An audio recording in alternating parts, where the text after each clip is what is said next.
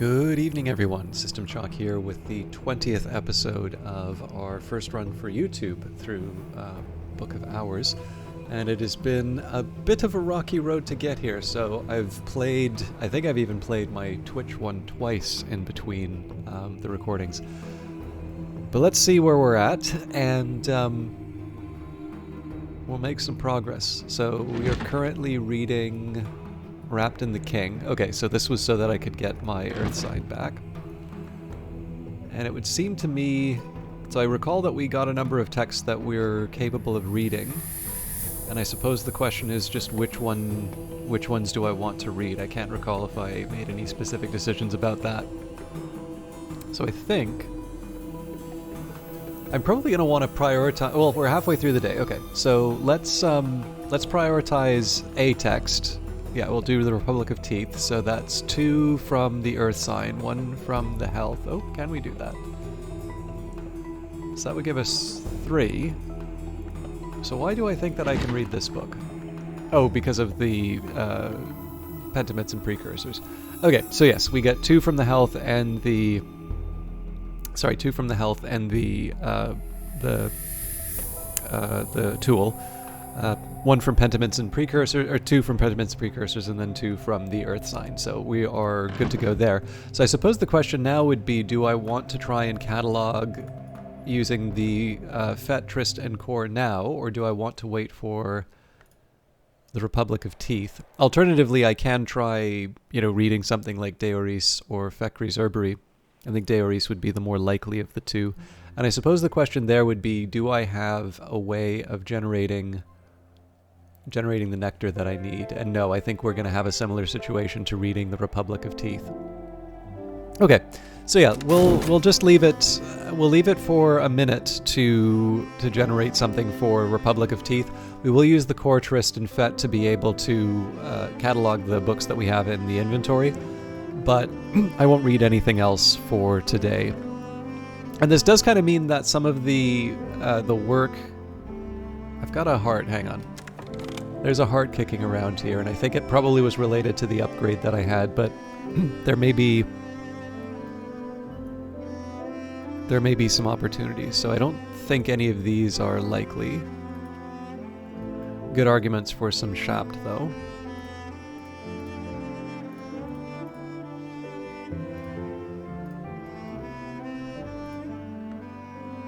Right, so that one's not readable because we don't have the phonograph and won't for some time. Okay. Yeah, so I'm thinking that the Solace... what I'm really trying to think of here would be every once in a while we'll have something like this. Actually, to be honest, if I got my Arab back, I could probably get Mrs. Kill to work on this. There is a catch, though, that if I were to pay for the Arab to be restored, so let's work this out. So this would take about a minute for the Sweet Bones. Then talking with Mrs. Kill, I would need 30 seconds with the Core, 30 seconds with the Tool, 30 seconds with the Solace. So I'm looking at 2.5 minutes. Wait, was that right? 1 minute here, 2.5 minutes. And we're at midday, and I actually don't know how long the day-night cycle is on this. So you know what? We will learn. So Tuppence will buy me a hearty meal in a quiet place where I can rest and gather my thoughts. I have low expectations on being able to meet this, but let's give this a shot. It is spring, and the landlady has served me a slice of her stargazy pie, with the pilchard heads poking cheekily through the hot crust. Yeah, I don't think we're gonna make it, but... Right, sights and sensations, another leaf on the Tree of Wisdoms. So we're waiting on for 30 seconds to start on the Republic of Teeth. And I suppose I could have used the Core to bring Mrs. Kill in, but I still would have been faced with the 1 minute. The only difference is I would have been able to use the memory right away.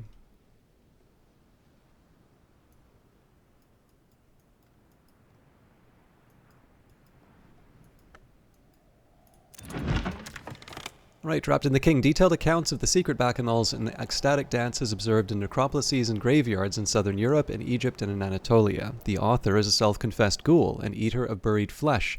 He claims to have witnessed the dances while at his feasting. The dances draw from the traditions of the mysteries of the cults of Isis and of Sybil, but include both symbolic and literal flayings, and the human heart is always central in the rites. The author punctuates his accounts with queasily sensuous descriptions of his own interrupted feasts. At these greater feasts, a black pig is always crowned as king before its slaying. On this occasion, its heart is weighed in the balance against a knot of feathers, and its skin became a cape for the officiant. Its flesh was left for the crows, but I must confess my interest lay not in its carcass, but in the perfumed flesh of the milliner laid fresh in the earth. So, I suspect I may wind up losing my health for tomorrow, but I think it's still worth trying to read the Republic of Teeth. If nothing else, I'll be losing the memory for that Republic of Teeth generates, but we work with what we've got.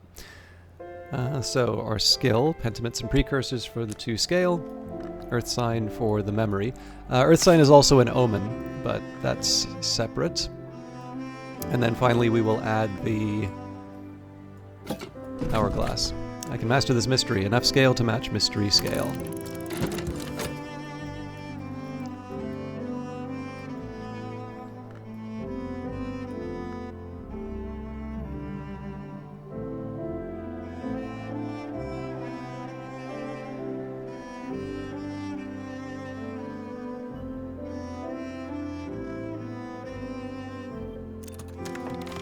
Alright, better now. So we'll get Mrs. Kill right away. Mrs. Kill's mood always improves when I drop by. If you don't choose a topic, Mrs. Kill will offer help as a friend. Mrs. Kill stands ready to help. You always cheer me up, she says morosely. One thing that I find kind of interesting about the game is there are times, I think, I don't know how much this sort of just wound up working out this way and how much is part of the design. But I do, taking the best way for me to do this is to take the mobile connection, which is, or sorry, not mobile, but the idle game connection, which would probably be more appropriate for Cultist Simulator, but I do sort of think is here. And you have this idea of sort of the spinning wheels, and if you'll play a game like, Universal Paperclips or such, you'll have these different generators, and they're going to be working at different paces, at different rates. And usually what will happen is that you have sort of an exponential growth in terms of costs, your ability to do things, and there's sort of this linear growth in terms of the sort of the thing that's generating. And the way that games sort of handle that is that what they'll do is the exponential growth is specifically, tailored to a particular curve. Like, you don't want to make it so that it's impossible to do anything, but essentially what you wind up doing is you get sort of an upgrade of some kind, and what it does is it just sort of shifts your linear curve. A linear curve is something of a funny term, but it basically shifts it up so that you're in that nice space where it's actually affordable to to get things again, at least get them at a reasonable pace. And then, of course, the pattern continues, that eventually you grow to a point where, the costs start to exceed the feasible possibility of, the feasibility of getting this stuff bought within, the period of time that you want to play. And I kind of feel like, whether it's conscious or not, there's something like that going on inside of Book of Hours. So what you'll do sometimes, if you think about the beginnings of the game, right, you don't even get to the library. You have to go to the village and all of, actually get into the place. And it's a nice little tutorial because you learn things like, oh, I do actually need to look in the house and, use the key and such. It's telling you that this is a big place full of interesting things, and you want to look at them and find out what's going on. But, past a certain point, and we've sort of hit that here, we have a lot of books. And in fact, we hit that a little bit earlier as well when we had all of those people who were trying to visit looking for moon items, or moon texts, rather. And so we spent a bit more time in terms of the books, and then we tried to read the books that we could, because that would give us certain skills, and those skills would allow us to get more books. And of course, those skills will also allow us to get elements of the soul if we so choose. And one of the reasons I haven't committed for an element of the soul yet is just simply because there's enough things for me to do that I don't really need it. So for instance, I know people are upset about me not getting the metal, but what exactly would the metal be getting me that, I can't be doing right now. I wasn't ever going to be reading ambrosial off of the metal. Well, there's the chance that I might get that by chance, right? So I bring in the metal, I bring in foresight, let's say, and I get it up to the 6, and then I try my luck with getting a random memory. But of course, that's occupying that reading slot for something that I'm guaranteed to get. And, there's plenty of books here for me to read. So when I get to a point where I don't feel like I can make more progress, it makes a lot of sense for me to get a medal. And also if I'm starting to feel the constraint of not having enough elements of the soul to be able to do things, that would be another reason to do that. But in the end, you can sort of see that the problem I have right now is not really finding books. The need to open up different rooms is not as intense as it was way back when the only thing that I'd opened was the Keeper's Lodge. And so again, while it's not, you're not making paper clips or cookies, or, you're not running a business and making money, you don't have sort of this explicit transposition of the idle game mechanics. And yet I kind of feel like there's sort of a similar juggling of priorities going on in here. And the thing that I particularly like about Book of Hours is that it doesn't... So in the case of a game like Universal Paperclips, it would sort of make sense to go online or go to a wiki or something like that and say, what's the best strategy for getting to the next phase? And, that's fine because you want to make some progress. And also for a game like that, if people are really recommending it, you maybe want to see what the big deal is that everybody's sort of talking about in some of the later stages. But in the case of Book of Hours, again, it's a bit more of a relaxed game, and it's one where a very large part, both in terms of the story, but also the experience, is going through the place on your own and sort of, following whatever seems interesting to you. And so what I kind of like about this is that implicitly there are going to be some greater challenges. So we'll run into something that can't be solved using all of the lessons that we've learned at this point. Even some of these rooms here, well, that was a terrible example. Maybe deeper in... Yeah, okay, so like the 8 Edge or the 8 Grail, or the blockaded stairs, right? Trying to get 9 of these. This is really a point where you're starting to go past the idea of, hey, I've got this visitor and I load them up with a whole bunch of items. I guess even with like 9 or something like that, you can probably find enough individual items and memories that give you 2 to boost them up. But certainly you're really feeling the pressure at this point. Whereas earlier it was actually a very straightforward business to pick up a follower and get them to... Hang on. I might have just ruined the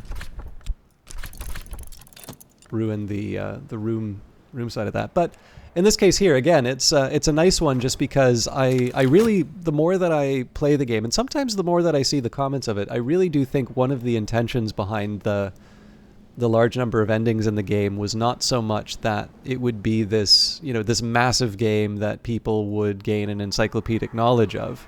Ooh, that's... I don't think I'm going to make it.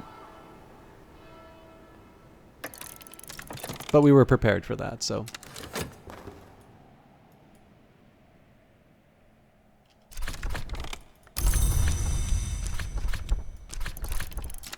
I can discuss a memory with my assistant. So, 30 seconds there. I think when those bells ring, it's a minute left.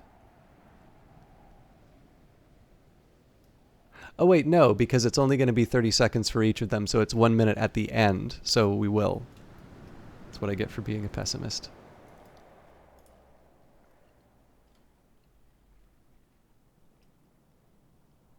But yeah, so I kind of get the view that one part of this is just, it's a chance for people to have a unique experience. Like, I like this idea of there being so much variety in terms of the endings, because it means that everybody sort of has their time in Hush House, and it's a story that you tell with someone, and maybe the hope would be that you say, oh, I had no idea you could do X, I wound up doing Y, and this is the thing that went on.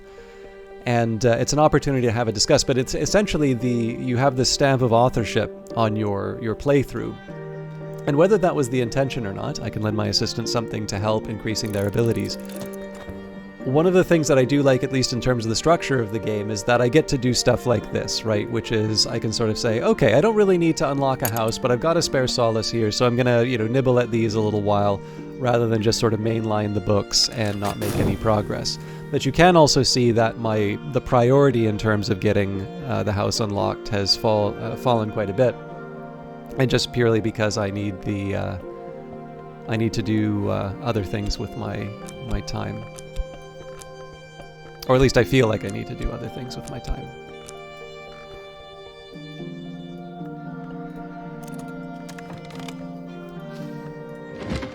Okay, The Republic of Teeth, an eccentric political tract by Valentine de Wolf. Valentine suggests that rulers should be elected to govern by serpents, not their subjects, for the serpent, being cold-blooded in its nature, is incorruptible. Valentine's initial proposal is that a college of electors should subject themselves to the bites of venomous serpents, which he grades and details, preferring the least dangerous, and should allow the resulting deliria to guide them in their choice of the people's representatives. He becomes concerned, however, by the practicalities of ensuring equal quantities of venom in each case, and gets halfway into a proposal for using birds instead in the selection process before giving up mid-sentence. An intuition off of that. That's first we've gotten, and serpents and venom. So the good news there is I can just lock this in right away. Use this lesson to acquire a new skill. Okay, so the Republic of Teeth. This is getting a little tricky to keep track of.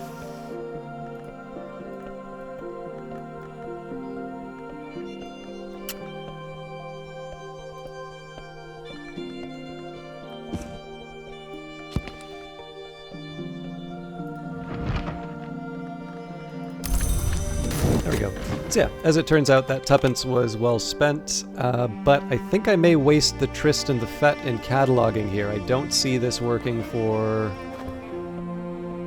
Yeah, I was too focused on the other things.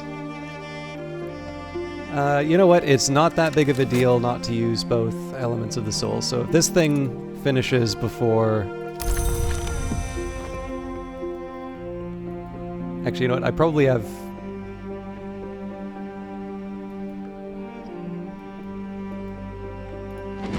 It'll be a lesson. I might have really made a mess for myself, but...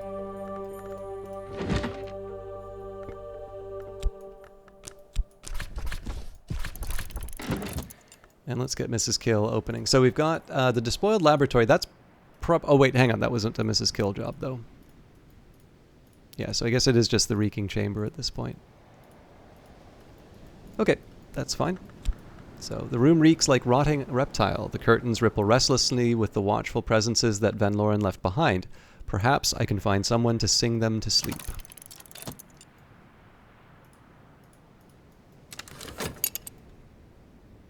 So I got a little careless in terms of how I was talking about it. I always just say, okay, it's 6, so it's good, but it does actually need to be 6 of something I can use.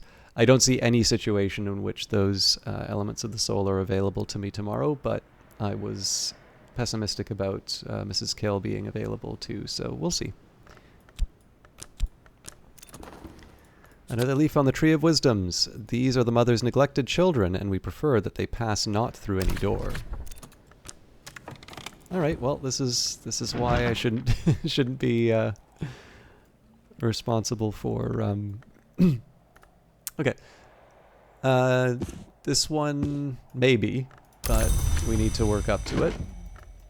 And at Natan's desk, sorry, I'm not going to read the description, but I should at least try the name. De Ratio Quercum. And the Chandler's Wish, a 12 lantern. That will, that's nice, that's aspirational. Okay, not a bad day for us. So we're on to the Curia books now. Oh, hang on. Back in there.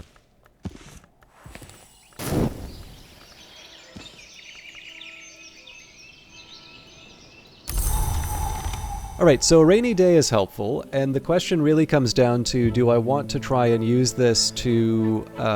actually, so one very good example about where this might be useful. I'm not going to do it, but there's a trick that I like to do when there's rain which I found it generally works for me, but just in terms of the mechanics, there's actually no reason for it working as well as it has.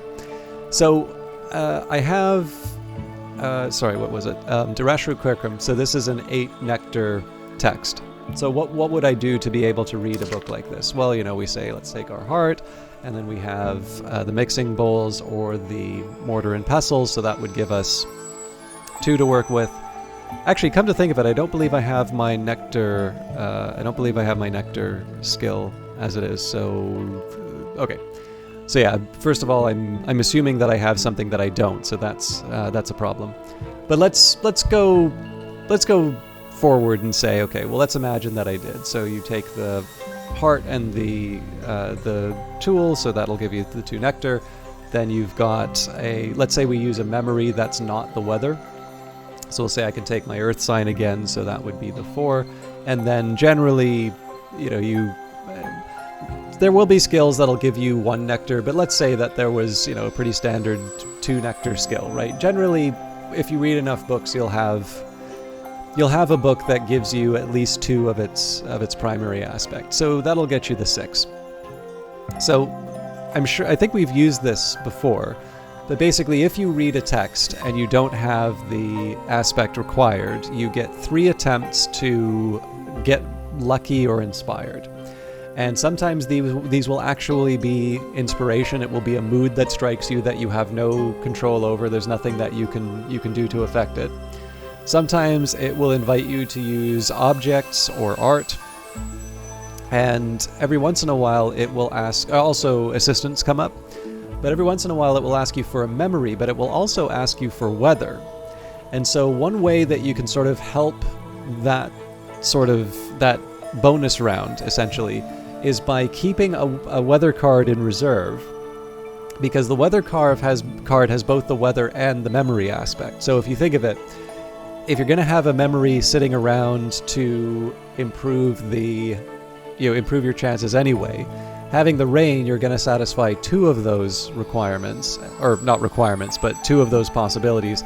Whereas if you use the weather in the course of reading the book in the first place, and then you have a memory waiting out, it's possible you'll get a weather. I have actually had this happen when I say, okay, so I'm doing the weather because this possibility comes up, like on a live broadcast. So it's nice when you're able to sort of demonstrate the principle, but for me, I found that it's a helpful way just to kind of get a little bit of an extra edge when you're trying to read something a little bit more difficult. But in this case, so first of all, this is a bad example simply because I don't actually have nectar to start with.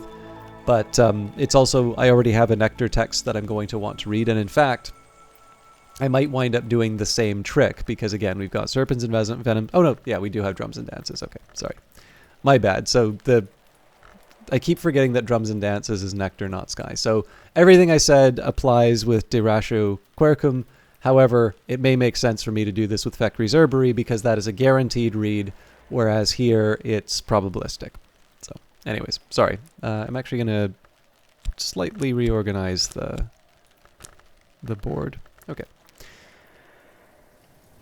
So Mrs. Kill's opening up the music room, which is nice. I don't think I have any other uses for her right now. Sorry, that's not true, because there are some Grail tasks. So with Mrs. Kill, we'd start with 2. We could use the Arab for 4. We could get a memory for 6. And then it's either a question of a drink for 8 or the drink and the spices for 9. But of course, to get the memory... Well, actually, the memory's not the hard part in here. Yeah, so I'd be giving up 2 elements of the soul, and I would be able to get either the kitchen garden or the dim hall. But I do kind of prefer the idea of reading books more. So let's go...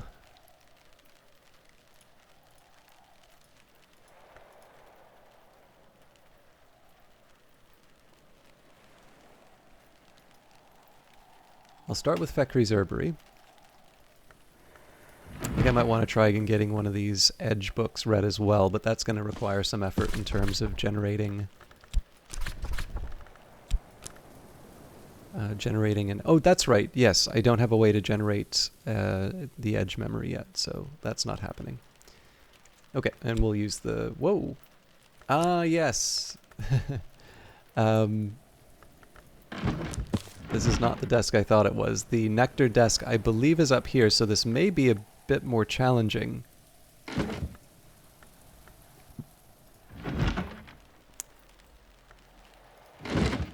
So Ava's desk wouldn't take the health. The reading desk will take the heart, but it doesn't have a place for the grail. Ambrose's desk... yeah, okay. I can't actually use the rain here, so I am going to have to read Wrapped in the King after all. Which means I may find another use for this. Well, what I would probably do is De Oris with drums and dances afterwards with the rain. But yeah, okay, let's get started. So we can read Wrapped in the King again.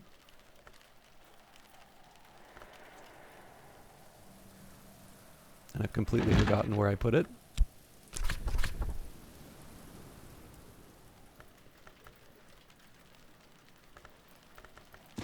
It's its own special shelf. I've already mastered this, but I could reread it and perhaps recall a memory. Next up, so that's going to be for the health. So let's say that I'll use one of my Arab with drums and dances. Yeah, we'll just use the consider. Well, if I use the consider, yeah, that still works. So I'll read De Oris with an Arab here. All right, nectar, full flower. I can master this mystery. Enough nectar to match mystery nectar.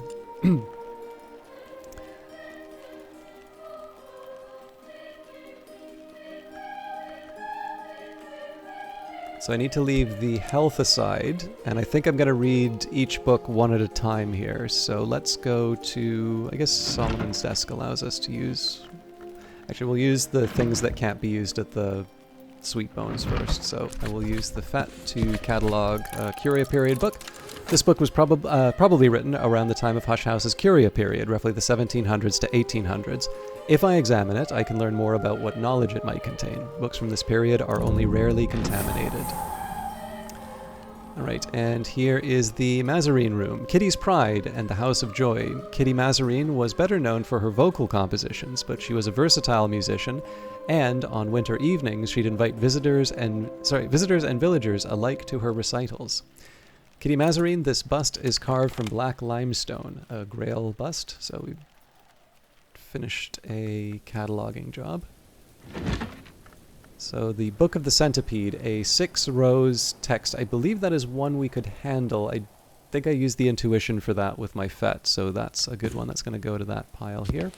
We have seen a reference to Mazarine before, by the way, so that was in this room. Hendrik de Wolf, first Baron Brandkrug, was granted Hush House after the dissolution of Oh, sorry, actually this one was not the line, but I believe it was the piano.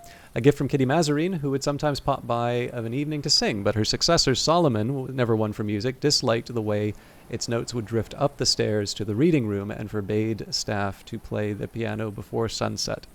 So it would suggest here, if we put Solomon in this spot, that we should put Kitty in the second librarian slot.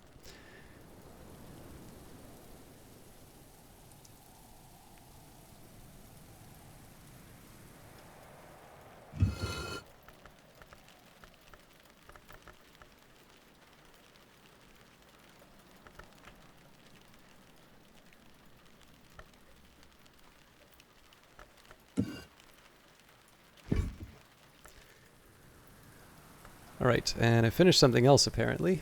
Nope. I just didn't collect my items. Okay. So one thing I actually quite like, there's not a whole lot to investigate inside of this room. Yeah, I mean, it's actually fine that there are some rooms like this, but in terms of like, oh, I want to touch everything inside of the room, this isn't a big deal. But this is actually one aspect of Book of Hours that I like a lot.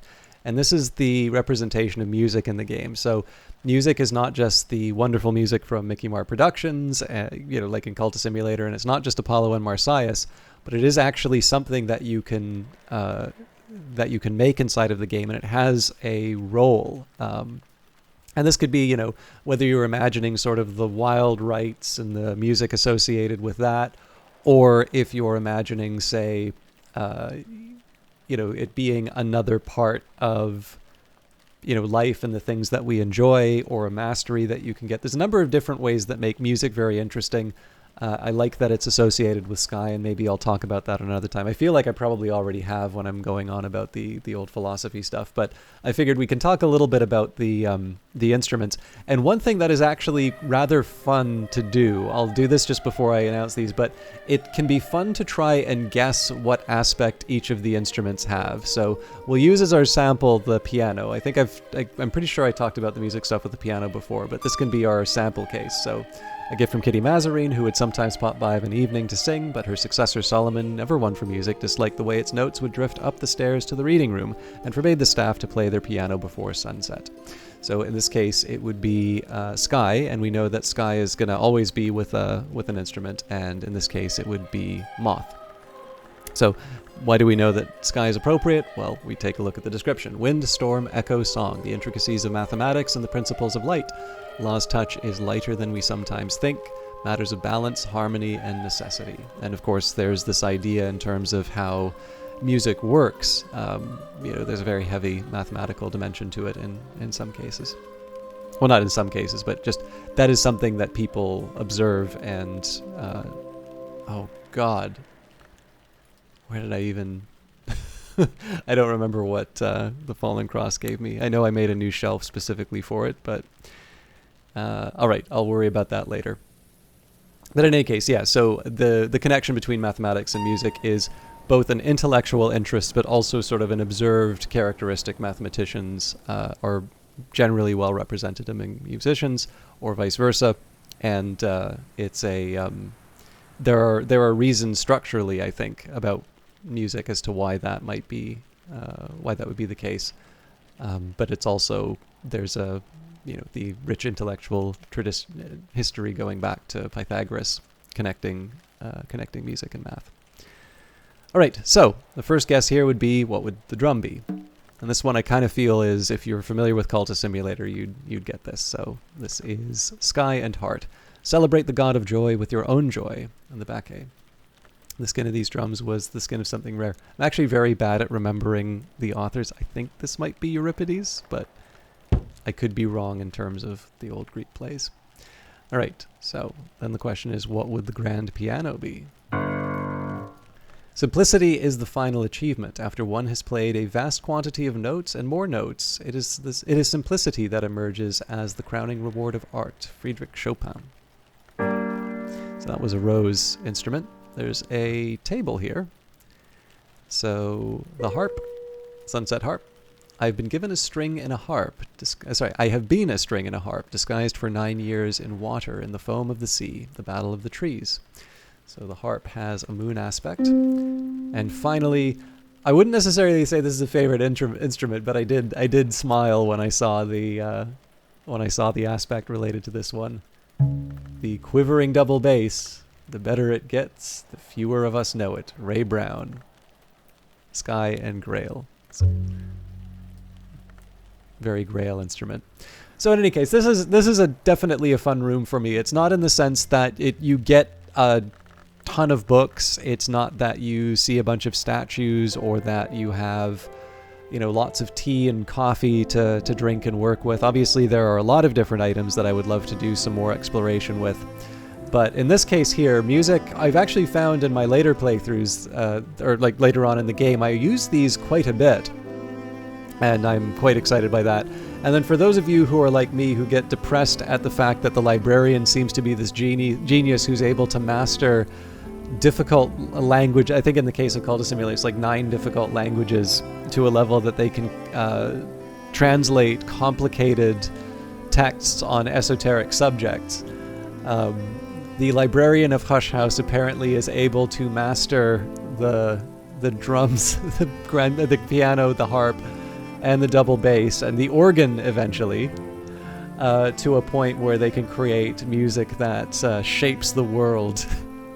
But anyways, that is a nice little way to close off the week. We definitely have some tasks ahead of us, but I do want to be respectful of your time. And I don't know. I did do some music lessons before. I did notice that this game, back in the beta, among a couple of other influences, did sort of inspire me to take up an instrument again and make an effort, and also experience the terrible disappointment at how weak my abilities are now. But there's only one way to get better. But I hope you all have a wonderful weekend. Perhaps you will be practicing something that you'd like to get better at yourself, or maybe you'll be playing this wonderful game. Either way, though, thank you very much for watching, and I will be back Monday with a new set of episodes. Take care.